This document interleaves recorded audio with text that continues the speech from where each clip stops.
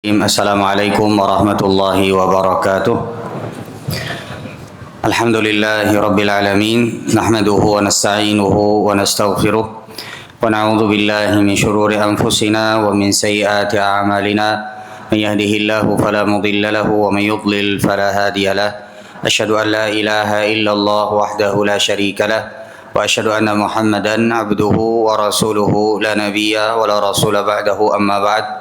Masyarul muslimin dan muslimat rahimani wa rahimakumullah. Alhamdulillah kita bersyukur kepada Allah Subhanahu wa taala atas semua nikmat yang Allah berikan kepada kita semua. Nikmat kita bisa bermajelis di rumah dari rumah-rumah Allah ini, dan semoga Allah menjadikan kita orang-orang yang bisa ikhlas dalam setiap amal perbuatan, dan semoga Allah menjadikan kita orang-orang yang bisa senantiasa istiqamah di atas kebaikan sampai nanti Allah mewafatkan kita semua. Amin ya rabbal alamin. Masyarul muslimin dan muslimat rahimani wa rahimakumullah. Kita akan melanjutkan kembali kajian kitab Tauhid yang kita sudah berada di penghujung bab, dan kita akan masuk pada kesempatan malam hari ini bab yang ke-64 dan ke-65. Jadi bab yang ke-64 ini adalah bab tentang tidak boleh menjadikan Allah sebagai syafaat atau perantara kepada makhluknya.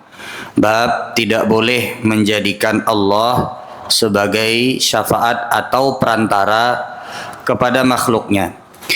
Bab ini berisi sebuah kisah yang mana kisah ini terjadi di zaman Nabi SAW.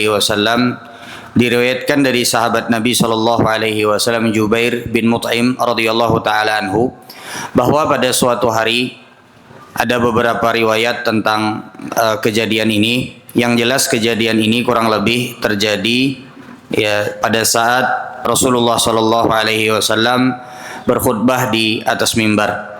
Lalu kemudian pada saat itu ada seorang Arab Badui, ada orang Arab Badui atau orang Arab perkampungan yang mereka ini terbiasa dengan suara yang lantang, kemudian terbiasa mereka kadang-kadang tidak lihat-lihat keadaan jamaah sekalian, tidak lihat-lihat momen. Jadi pada saat mereka hendak mengutarakan sesuatu, maka mereka akan utarakan pada saat itu juga. Dan ini sangat dimaklumi oleh Nabi Muhammad SAW. Ada banyak pertanyaan yang terlontar dari orang-orang Arab Badui, Arab-Arab perkampungan, yang mana justru para sahabat Nabi SAW bahagia dengan pertanyaan-pertanyaan tersebut. Karena para sahabat Nabi tidak berani menanyakannya kepada Nabi Muhammad, tapi Arab Badui berani dan dimaklumi oleh Nabi Muhammad SAW. Nah, kejadian ini jamaah sekalian, suatu ketika Rasulullah SAW sedang berkhutbah, lalu kemudian ada Arab Badui yang tiba-tiba memotong khutbahnya Nabi Muhammad SAW. Ini ada beberapa riwayat, tapi ini salah satunya. Lalu Arab Badui tersebut mengatakan, wahai Rasulullah, sungguh kalau kita bahasakan dengan bahasa Indonesia, wahai Rasulullah, sungguh ya keletihan, sungguh ya kelelahan, keletihan, kepayahan ini sudah tidak tertahankan lagi. Kemudian kelaparan sudah menjadi-jadi. Maka harta benda kami pun semakin menipis. Ini disebabkan karena musim itu adalah musim paceklik, musim kering. Pian bayangkan aja di Arab itu kering. Bayangkan kalau musim keringnya bagaimana? Kalau pian pernah ke Madinah atau ke Mekah, jalan dari antara kota Madinah ke kota Mekah naik bis atau naik kereta, pian bisa lihat samping-sampingnya itu kan tandus ya mas sekali. Paling kalau ada hijau-hijauan itu sedikit.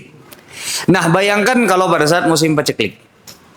Lalu kemudian, nah kejadian ini terjadi di kota Madinah. Nah kota Madinah itu kan terkenal dengan perkebunannya. Nah pada saat itu orang-orang Arab Badui ini nampaknya mereka beternak dan juga usahanya itu perkebunan. Jadi pada saat musim kering, maka mereka adalah orang yang pertama terdampak sebelum yang lainnya. Kalau pedagang dan lain sebagainya terdampak, tapi tidak terdampak mereka. Maka mereka mengadu kepada Nabi Muhammad SAW, wahai Rasulullah, ini keletihan, kami sudah payah ini, sudah nggak tertahankan lagi. Kelaparan sudah merajalela, sudah tidak bisa lagi kami tahan wahai Rasulullah. Harta kami pun semakin menipis, semakin sedikit. Maka mintalah wahai Rasulullah kepada Allah Subhanahu wa taala untuk supaya Allah menurunkan hujan. Oke, bisa dimengerti sampai sini jamaah sekalian? Yang diminta apa? agar supaya Rasulullah Shallallahu Alaihi Wasallam mendoakan kepada Allah agar hujan diturunkan. Jadi ini minta hujan bukan kepada Rasulullah Shallallahu Alaihi Wasallam, tapi minta hujan kepada Allah Subhanahu Wa Taala, tapi minta doakan Nabi Muhammad Shallallahu Alaihi Wasallam karena mereka tahu posisi Nabi Muhammad Shallallahu Alaihi Wasallam, karena mereka tahu bahwa doa-doa Nabi Muhammad Shallallahu Alaihi Wasallam adalah doa-doa yang mustajabah, doa-doa yang diijabah oleh Allah Subhanahu Wa Taala. Tapi yang menjadi masalah adalah ada satu perkataan mereka yang tentu saja didasari dengan ketidaktahuan.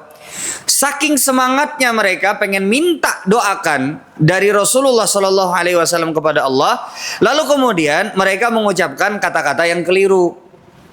Apa yang mereka ucapkan? Kata mereka, wahai Rasulullah, sungguh kami menjadikan Allah sebagai perantara kepadamu.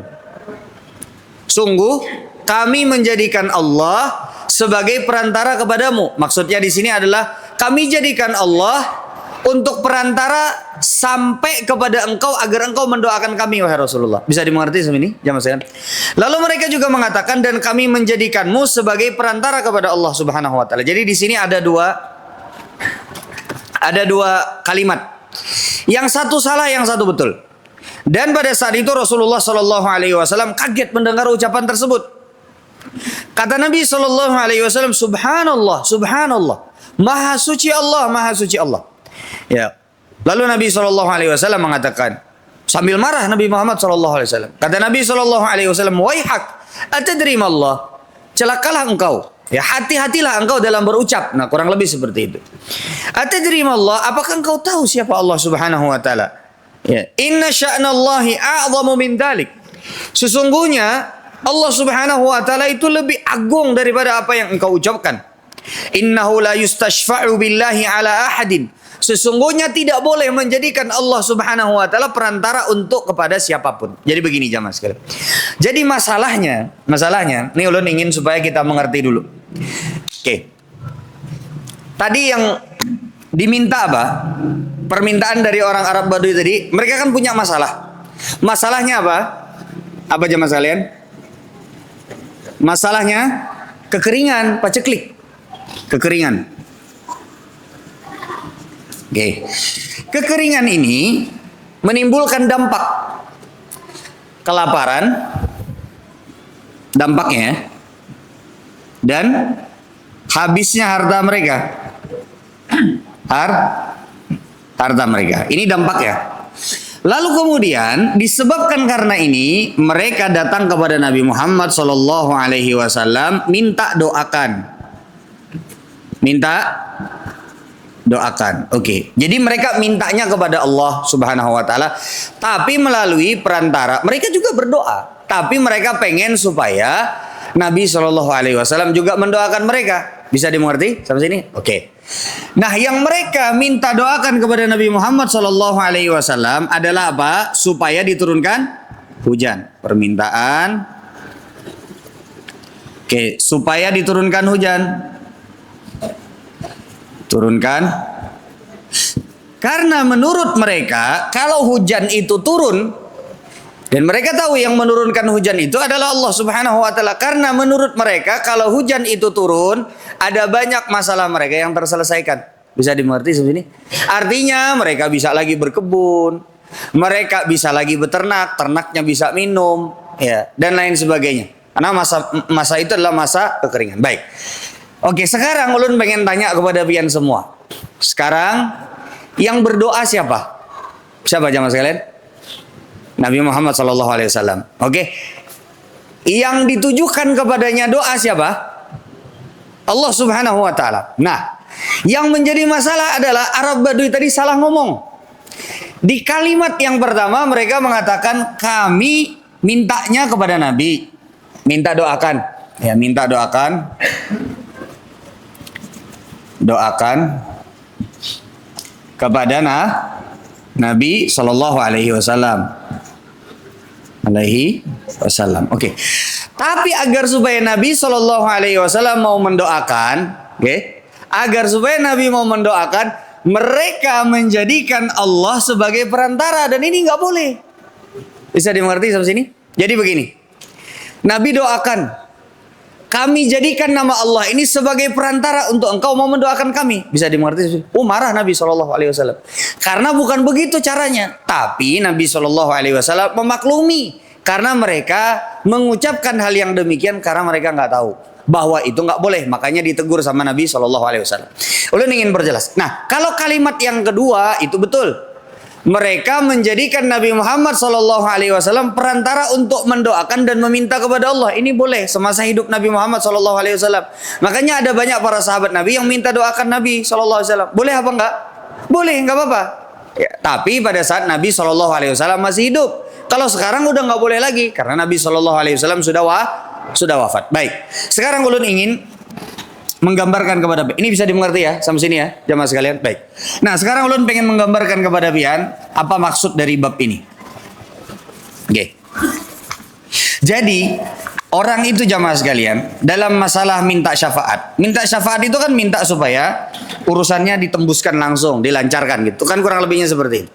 Bahkan di dalam kaitannya dengan manusia pun juga bisa secara bahasa disebut syafaat. Ulun beri contoh ya. Pian mau ketemu sama misalnya presiden, ada hal yang sangat penting yang mau pian sampaikan.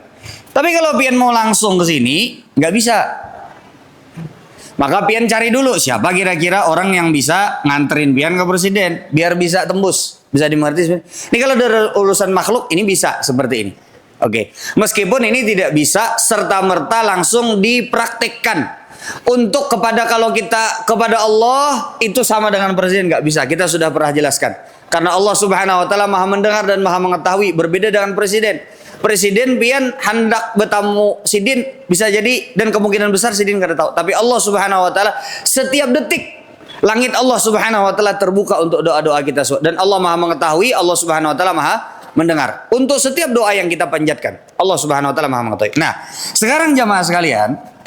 Ya, yang terjadi dari perkataan orang Arab Badui tadi adalah ini supaya kita jangan tersalah jamaah sekalian. Ini masalah akidah nih, ini berat jamaah sekalian. Makanya ulun pengen menyampaikan kepada pian sesuatu. Jadi di dalam masalah syafaat tadi ada empat pihak nih. Yang pertama pemegang keputusan,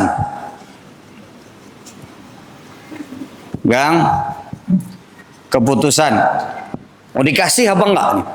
Oke. Yang kedua adalah perantara. Nah, yang kedua adalah apa? Perantara. Oke. Yang ketiga yang pihak yang diuruskan. Pihak yang diberi syafaat. Yang keempat adalah dalam masalah apa? Nih ya. Masalah yang diminta. Ulun jelaskan pelan-pelan. Pemegang keputusan siapa jamaah sekalian? Yang nurunkan hujan siapa? Allah. Jadi kita itu mestinya Allah Subhanahu Wa Taala itu kita jadikan paling tinggi. Pemegang keputusan. Di sini tahu kita Allah Subhanahu Wa Taala. Yang memegang keputusan adalah Allah. Dalam hadis tadi perantaranya siapa? Nabi Muhammad Sallallahu Alaihi Wasallam. Karena Arab Badui tadi minta doakan kepada Nabi Muhammad Sallallahu Alaihi Wasallam, sehingga yang menjadi perantara di dalam hadis tadi siapa? Nabi Sallallahu Alaihi Wasallam. Ini yang memberi syafaat. Ya.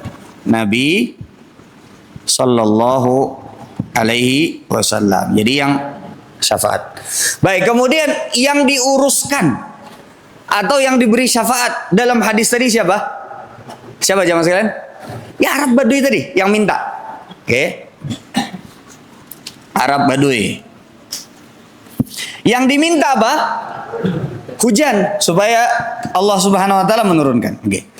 Ini urutannya betul begini. Harusnya begini. Jadi pemegang keputusannya Allah, kita minta sama Allah Subhanahu Wa Taala.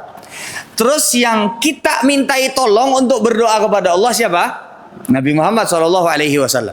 Yang diuruskan, yang minta tadi siapa? Arab Badui tadi minta doakan. Terus dalam perkara apa? Agar diturunkan hujan. Oke, sekarang Adapun kalimat ini adalah kalimat yang kedua dan ini betul. Tapi kalimat yang pertama Arab Badui tadi kebalik. Bisa dimengerti sampai sini? Jadi mereka menjadikan Allah tuh di sini. Nabi Muhammad di sini. Nabi Sallallahu Alaihi Wasallam. Jadi mereka jadikan Allah itu sebagai, ya ibaratkannya tuh perantara untuk bisa Nabi Muhammad Sallallahu Alaihi Wasallam mendoakan mereka. Ditaruhlah Nabi Muhammad di sini, seolah sebagai pemegang keputusan untuk mendoakan ataupun tidak. Nah di sini Nabi Muhammad Sallallahu Alaihi Wasallam marah. Bisa dimengerti? Sampai sini jamaah sekalian? Ulun ulangi sekali lagi ya. Ada dua kalimat yang diucapkan oleh orang Arab Badui tadi. Satu kalimat salah, satu kalimat betul. Kalimat yang pertama adalah kalimat yang salah, di mana mereka menjadikan Allah perantara untuk sampai kepada Nabi Muhammad Sallallahu Alaihi Wasallam, dan ini nggak boleh. Karena ditegur sama Nabi Muhammad Sallallahu Alaihi Wasallam, harusnya Allah dijadikan yang paling tinggi. Tapi Allah Subhanahu Wa Taala di dalam kalimat yang kedua tadi dijadikan untuk mendekatkan mereka kepada Nabi Muhammad Sallallahu Alaihi Wasallam. Ini nggak boleh. Makanya kata Nabi Muhammad Sallallahu Alaihi Wasallam, sungguh Allah lebih agung, lebih besar daripada apa yang kau ucapkan. Sampai sini bisa dimengerti, jamaah sekalian? Oke, jadi yang boleh itu adalah ya yang kalimat pertama. Adapun kalimat kedua ini tidak boleh. Dan tahu nggak jamaah sekalian, pada saat itu kejadiannya hujan sepekan tidak berhenti. Karena Nabi Shallallahu Alaihi Wasallam minta sama Allah Subhanahu Wa Taala untuk diturunkan hujan. Dalam sebagian riwayat itu terjadi pada hari Jumat. Jumat yang pertama ketika mereka minta itu masih paceklik. Sebelum Nabi Shallallahu Alaihi Wasallam turun mimbar, itu sudah ada awan-awan hitam yang dari awan hitam tersebutlah kemudian setelah itu turun hujan. Turun hujan sepekan nggak berhenti. Atau kalaupun berhenti, dia berhentinya sedikit, lebih banyak hujannya. Jumat berikutnya mereka datang lagi.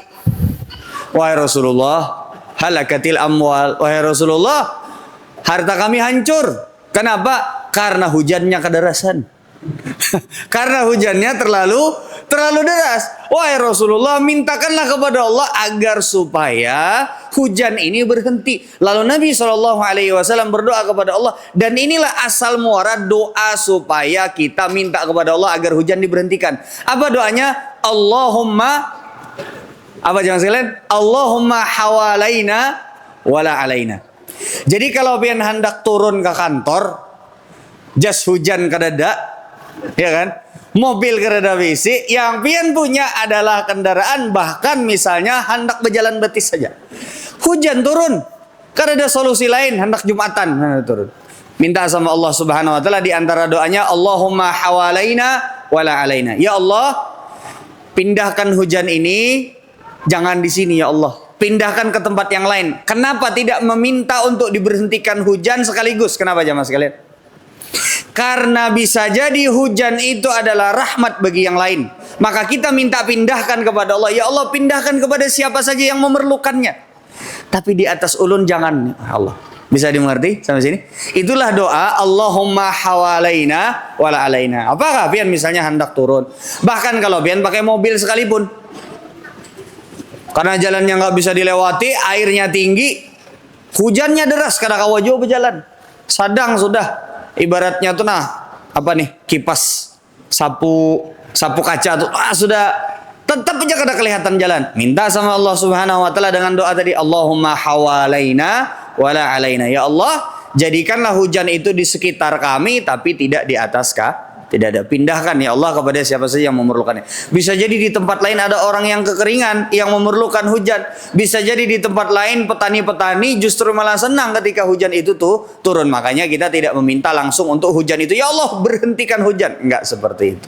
Sudah bisa dimengerti sampai sini jamaah sekalian. Nah, ini adalah pembahasan terkait dengan tadi. Kita tidak boleh menjadikan Allah sebagai sesuatu yang kita ingin sampai kepadanya, lalu kita jadikan Allah Subhanahu Wa Taala sebagai perantara. Ini enggak boleh. Sudah bisa dimengerti sampai sini jamaah sekalian. Baik, ini inti daripada bab ini. Baik, kita sekarang lanjut. Masih berapa menit lagi? Berapa menit? 15 ya.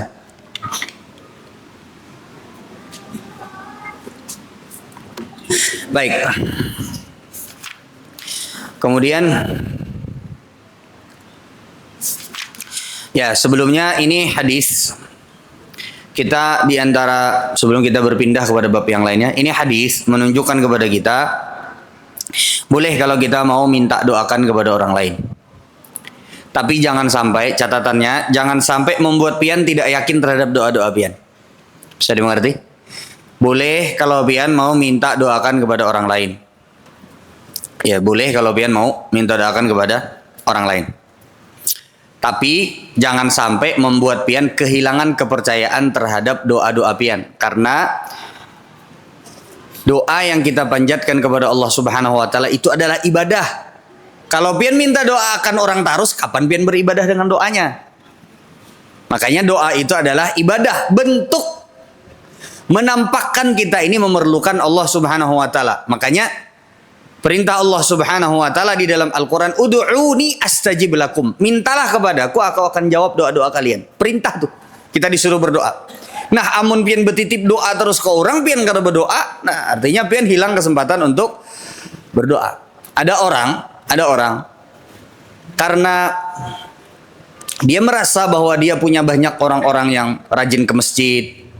Dia bisi kekawanan, rajin ke masjid, rajin ke pengajian, kekawanan rancak tulak umroh, tulak haji. Ini betitip doa terus, tapi nya kada berdoa. Nah, ini salah. Ini salah.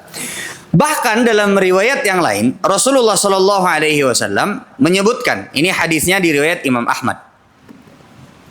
Rasulullah Shallallahu Alaihi Wasallam menyebutkan, inna min khairit tabi'ina waisal qarni.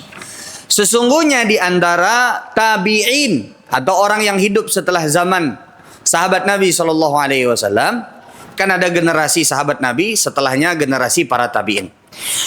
Nah, sahabat Nabi itu orang-orang yang melihat Nabi Muhammad Shallallahu Alaihi Wasallam, maka mereka termasuk dalam kategori sahabat Nabi. Adapun orang-orang yang mereka tidak bertemu dengan Nabi Muhammad, tidak melihat Nabi Muhammad Shallallahu Alaihi Wasallam, meskipun bisa jadi hidupnya saat Nabi Shallallahu Alaihi Wasallam masih hidup, maka mereka hitungannya tabiin. Termasuk diantaranya adalah Uwais Al-Qarni. Uwais Al-Qarni ini adalah salah seorang tabiin yang direkomendasikan oleh Nabi Shallallahu Alaihi Wasallam. Bahkan kada gagampangan jamaah sekalian. Umar bin Khattab ini adalah seorang yang kalau jalan setan minggir. Seorang yang dijamin oleh Nabi Shallallahu Alaihi Wasallam masuk surga. Khulafaur Rasyidin yang kedua. Tapi disuruh sama Nabi Shallallahu Alaihi Wasallam, kalau engkau ketemu sama Uwais Al-Qarni, maka kalau engkau bisa minta kepada dia untuk dia mendoakan ampunan untukmu, maka mintalah untuk kepada dia, minta supaya engkau diampuni oleh Allah Subhanahu wa taala. Yang disuruh siapa?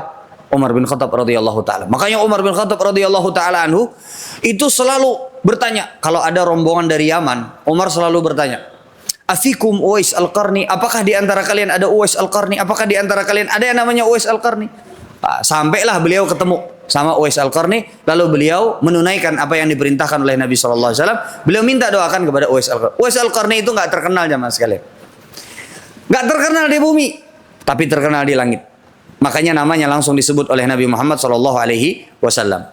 Uwais Al-Qarni itu, jamaah sekalian, dalam sebagian riwayat untuk keluar rumah aja itu kadang lama nggak keluar rumah. Kenapa? Karena beliau cuma punya satu baju.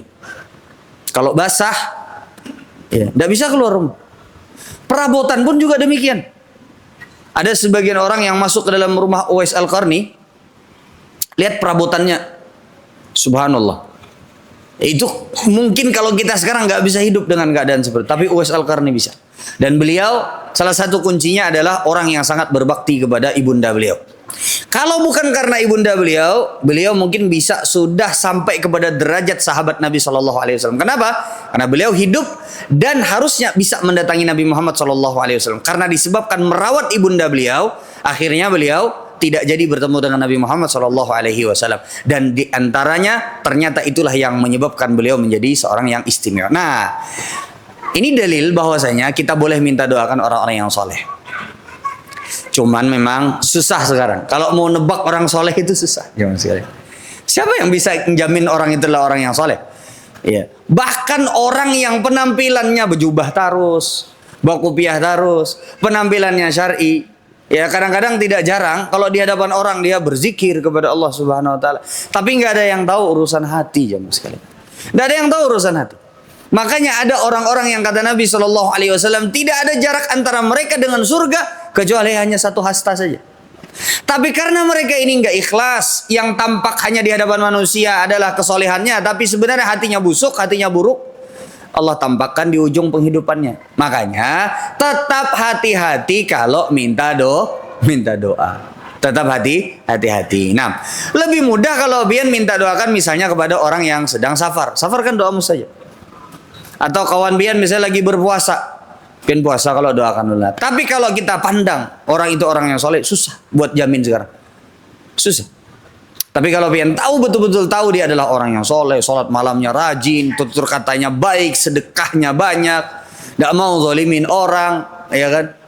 Puasa Senin Kemisnya rajin, bahkan puasa boleh pian minta doakan. Kalau pian yakin dia adalah seorang yang tepat untuk pian minta doakan kepada orang tersebut. Sudah bisa dimengerti sampai sini? Baik.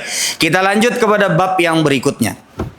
Bab tentang penjagaan Nabi Muhammad SAW. Ini bab yang ke-65. Kalau tadi bab yang ke-64. Kita persingkat karena babnya isinya juga singkat. Bab tentang penjagaan Nabi Muhammad SAW terhadap pagar atau sekitar tauhid dan penutupan terhadap pintu-pintu syirik. Jadi ada bab yang mirip dengan ini. Tapi bab yang sebelumnya itu adalah berkaitan dengan perkara tersebut memang aslinya terlarang. Kalau ini hukum asalnya adalah mubah, boleh. Ya, nanti akan kita jelaskan. Tapi harus dijaga nih. Jangan sampai nanti terjerumus ke dalam perkara yang terlarang. Ini mirip sama ketika Umar bin Khattab radhiyallahu taala anhu ya memotong pohon Ridwan. Pohon di mana dulu para sahabat Nabi Shallallahu alaihi wasallam itu bersepakat untuk mereka berjanji ya membalaskan kematian Utsman bin Affan radhiyallahu taala, dan Allah Subhanahu wa taala menjamin orang-orang yang dulu membaiat Nabi Muhammad sallallahu alaihi wasallam pada saat di pohon Ridwan itu semua masuk surga. Tapi ternyata Utsman bin Affannya tidak dibunuh. Nah, pohonnya boleh, nggak apa-apa, tapi ditebang sama Umar bin Khattab radhiyallahu taala disebabkan karena takut nanti orang mengkultuskan pohon tersebut. Sudah bisa dimulai. Baik. Nah, ini mirip sama kejadian tersebut. Kita bacakan terlebih dahulu hadisnya dari Abdullah bin Asy-Syikhir radhiyallahu taala anhu. Beliau berkata, ketika aku ikut pergi bersama suatu delegasi Bani Amir menemui Rasulullah sallallahu alaihi wasallam. Jadi ini ceritanya ada kabilah namanya Bani Amir. Lalu mereka bertemu dengan Nabi Muhammad sallallahu alaihi wasallam. Saking mereka cintanya kepada Nabi Muhammad, saking mereka hormatnya kepada Nabi Muhammad sallallahu alaihi wasallam, lalu mereka mengatakan, "Anta sayyiduna." Engkau adalah tuan kami. Apa tadi lafadznya? Anta sayyiduna, engkau adalah sayyid kami. Engkau adalah tuan kami. Maka Nabi Muhammad sallallahu alaihi wasallam berkata, "As-sayyidu Allahu tabaraka wa taala."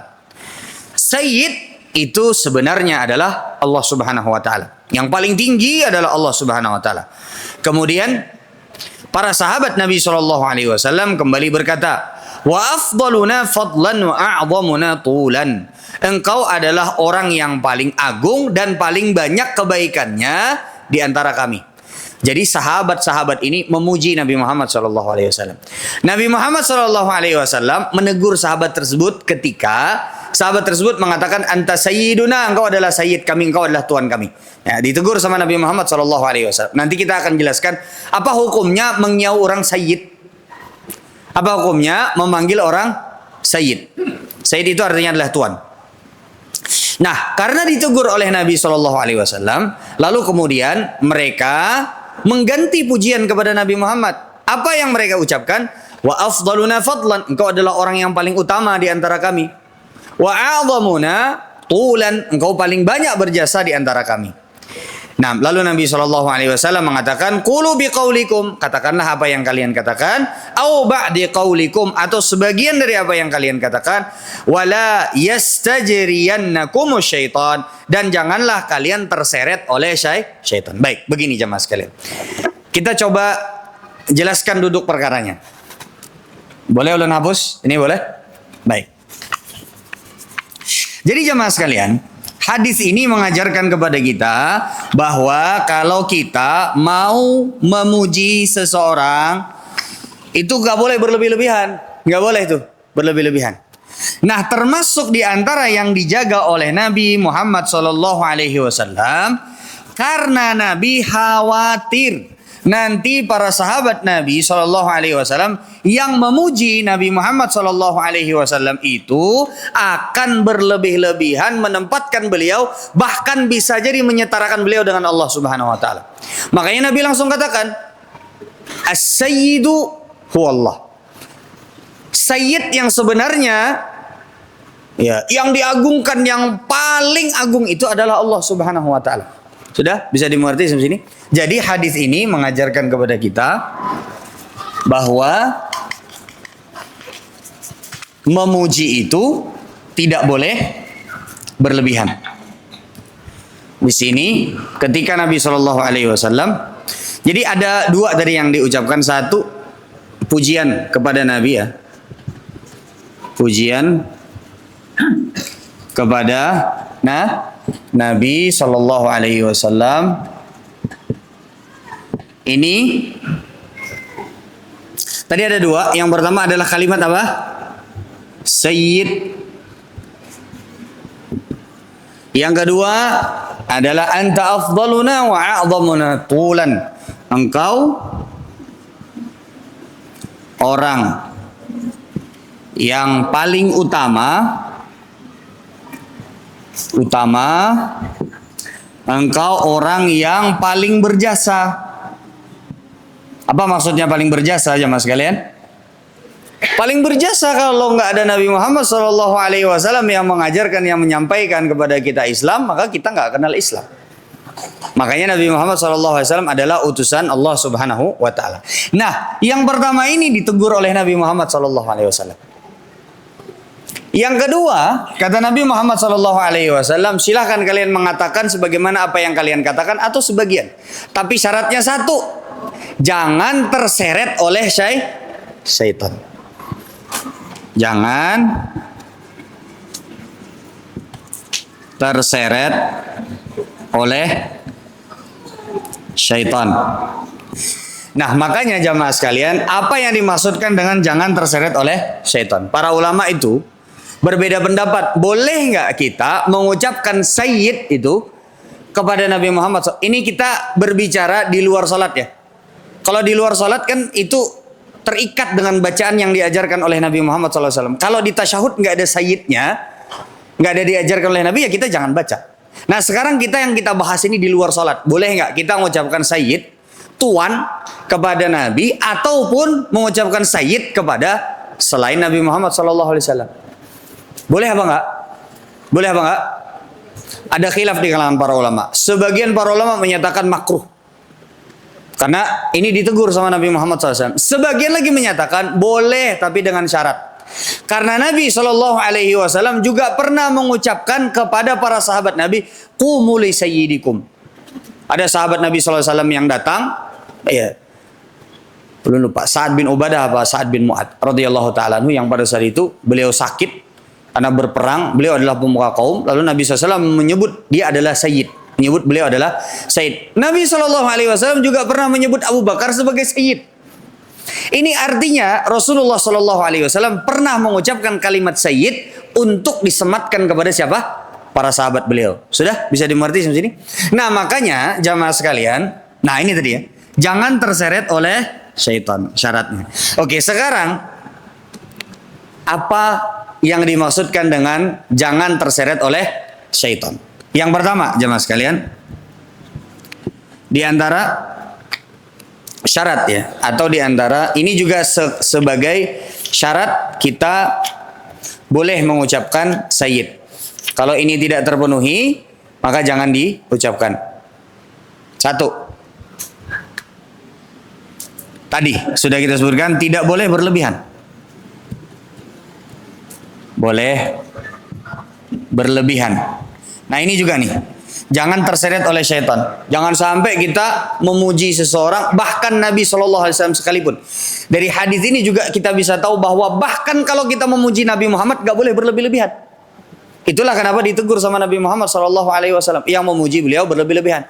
Makanya ada hadis Nabi SAW yang beliau mengatakan, la tutruni kama atratin nasara Isa bin Maryam. Janganlah kalian mengagungkan aku sebagaimana orang-orang Nasrani mengagungkan Isa bin Maryam. Enggak boleh jamaah sekalian. Bahkan kepada Nabi sekalipun enggak boleh berlebih-lebihan. Memujinya enggak boleh berlebih-lebihan. Di antara bentuk mengagungkan memuji Nabi berlebih-lebihan itu adalah menyetarakan Nabi Muhammad SAW dengan Allah. Mengatakan bahwa Nabi Muhammad SAW ini adalah seorang manusia yang mengetahui dan ikut mengatur alam semesta. Nah, ini enggak boleh. Nah, sudah bisa dimengerti? Tidak boleh berlebih-lebihan. Ini artinya jangan terseret oleh syaitan. Yang kedua jamaah sekalian, syarat seseorang itu boleh mengucapkan sayyid. Dan ini juga makna jangan terseret oleh syaitan. Harus diucapkan kepada orang yang tepat. Diucapkan kepada orang yang tepat. Contoh kita mengucapkan kepada orang yang tidak tepat. Diucapkan kepada orang fasik.